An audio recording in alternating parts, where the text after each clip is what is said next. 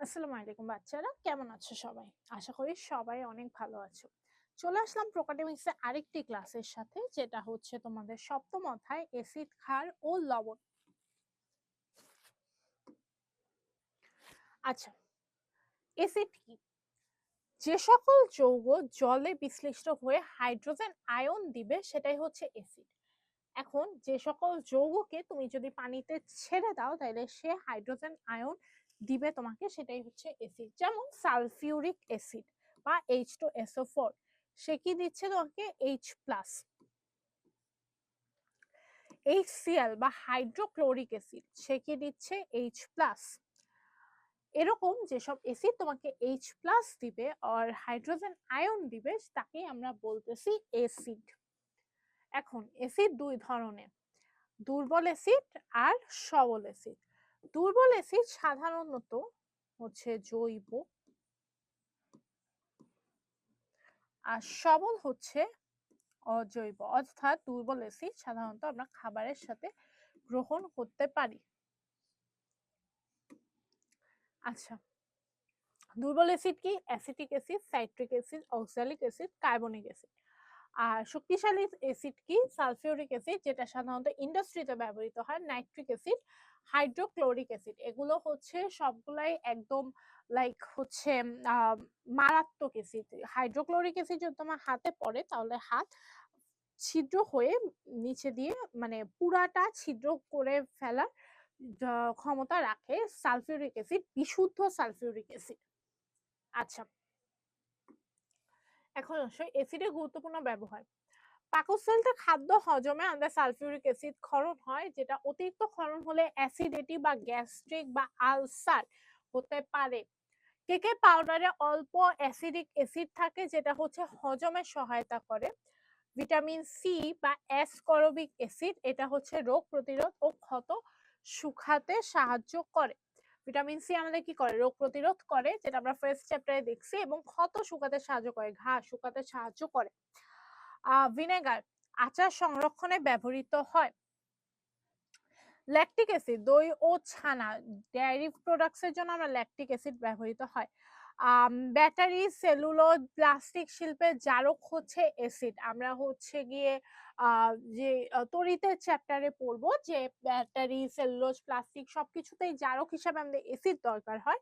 সার তৈরিতে হচ্ছে H2SO4, HNO3 এবং H3PO4, sulphuric acid, nitric acid, phosphoric acid ব্যবহৃত হয়।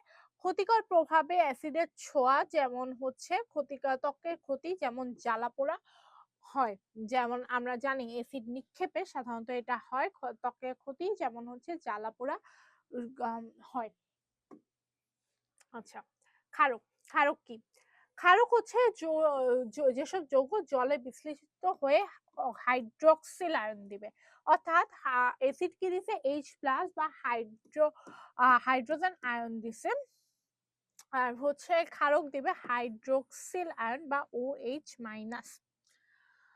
যেমন NaOH, sodium hydroxide, potassium hydroxide এবং অ্যামোনিয়া হাইড্রোক্সাইড। প্রবল ক্ষারক। প্রবল ক্ষারক হচ্ছে সোডিয়াম হাইড্রোক্সাইড, যেটাকে আমরা বলতেছি কস্টিক সোডা, এবং পটাশিয়াম হাইড্রোক্সাইড, যেটা হচ্ছে সাবান তৈরিতে ব্যবহৃত হয়। দুর্বল ক্ষারক এটা হচ্ছে ম্যাগনেসিয়াম হাইড্রোক্সাইড, অ্যালুমিনিয়াম হাইড্রোক্সাইড, যেটা অ্যান্টাসিড হিসেবে HCl কে নিষ্ক্রিয় করে, অর্থাৎ অ্যাসিডের কি হয়, অ্যাসিডিটি হলে HCl এর পরিমাণ বেড়ে যায়।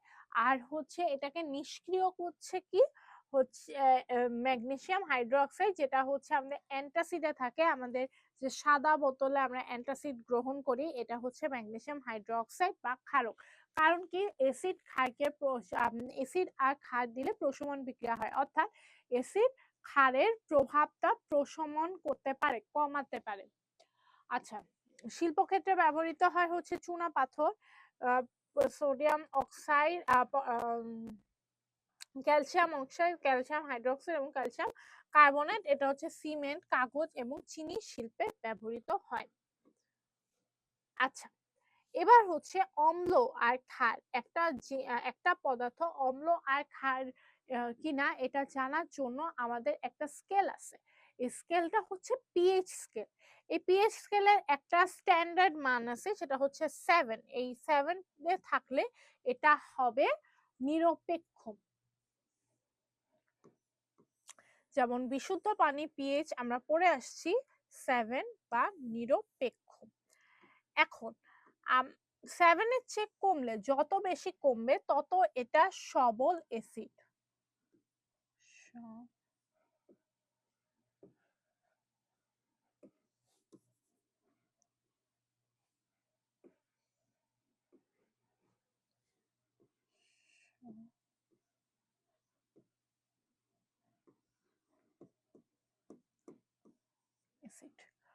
আর যত এদিকে যাবে এটা হচ্ছে সবল ক্ষার।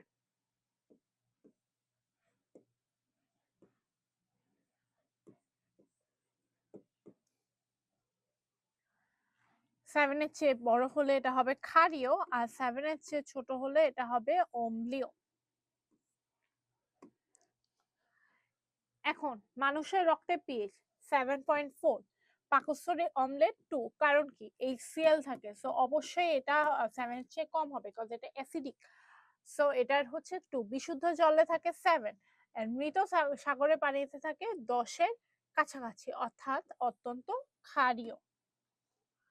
এখন অম্ল নাকি ক্ষার, এটা আমরা পিএইচ স্কেলের মাধ্যমে, পিএইচ জানলে আমরা বুঝতে পারবো এটা কি অম্ল হবে নাকি ক্ষার হবে। কিন্তু পিএইচ যদি না দেওয়া থাকে, তাহলে আমাদের যদি খালি হাতে এটা পরীক্ষা করতে হয়, তখন আমরা কি করব? তখন আমরা হচ্ছে গিয়ে লিটমাস টেস্ট করব। অর্থাৎ litmus, methyl orange, methyl phenolphthalein, এগুলোর মাধ্যমে আমরা বুঝতে পারবো এটা অম্ল না ক্ষার। একটা পদার্থ যদি আমি লিটমাস পেপারে দেই, সেটা হচ্ছে লাল হলে এটা অম্ল, আর যদি নীল হয়ে যায় তাহলে এটা ক্ষার। সেম ওই পদার্থ যদি আমি মিথাইল অরেঞ্জ দ্রবণে দেই, লাল হলে অম্ল, হলুদ হয়ে গেলে এটা ক্ষার। আর যদি ফেনফথেলিনে দেই, তাহলে অম্ল হলে এটা বর্ণহীন হবে, আর গোলাপি হলে এটা হবে ক্ষার।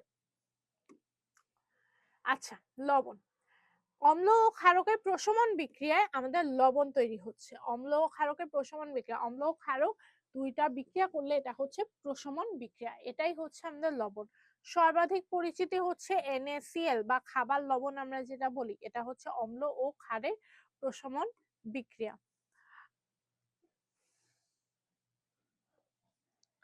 HCl plus NaOH, NaCl plus H2O, এটা হচ্ছে আমাদের খাবার লবণের ফর্মুলা, আর এভাবে এটা প্রিপেয়ার করা হয়। লবণের ব্যবহার, লবণ হচ্ছে খাদ্যের স্বাদ যোগ করতে ব্যবহৃত হয়, এছাড়া কাপড় ও কাগজ শিল্পেও ব্যবহৃত হয়, কৃষিকাজে ব্যবহৃত হয়, সারে ব্যবহৃত হয়, চুনকামে ব্যবহৃত হয়, এবং ঔষধ প্রস্তুতি এবং অন্য অনেক কাজে এটি ব্যবহৃত হয়। এখন অম্ল ক্ষারের এই যে অ্যাসিড বেস হচ্ছে বিক্রিয়া করতেছে বা হচ্ছে এটা ফাইট করতেছে, দেন হচ্ছে সল্ট আর ওয়াটার, এই দুইজন তৈরি হচ্ছে। এই যে আমাদের খাবার অম্ল, যে ফর্মুলাটা আমি লিখছিলাম ওইটাই, অম্ল ও ক্ষার ইজ ইকুয়াল টু লবণ প্লাস পানি। বিভিন্ন ধরনের অম্ল আছে, যেমন HCl, H2SO4, আর ক্ষার হচ্ছে MgOH, এটা বিক্রিয়া করে H2O হচ্ছে আর MgCl হচ্ছে। HCl এর সাথে অ্যালুমিনিয়াম হাইড্রোক্সাইড যোগ করে অ্যালুমিনিয়াম ক্লোরাইড, এবং পানি হচ্ছে ক্যালসিয়াম অক্সাইড, আর H2SO4 এর সাথে ক্যালসিয়াম সালফেট, এবং পানি হচ্ছে। এই ছিল তোমাদের ছোট্ট একটা চ্যাপ্টার, অ্যাসিড, ক্ষার ও লবণ। তোমাদের কোনো ধরনের কোনো প্রশ্ন থাকলে তোমরা অবশ্যই আমাদের এসএসসি গ্রুপে জানাতে পারো। আমি নেক্সট ক্লাসে চেষ্টা করব এই প্রশ্ন নিয়ে আলোচনা করার, এবং নেক্সট ক্লাস আসা পর্যন্ত ভালো থাকো, সুস্থ থাকো, এবং প্রোকাডেমিক্সের সাথেই থাকো। আসসালামু আলাইকুম।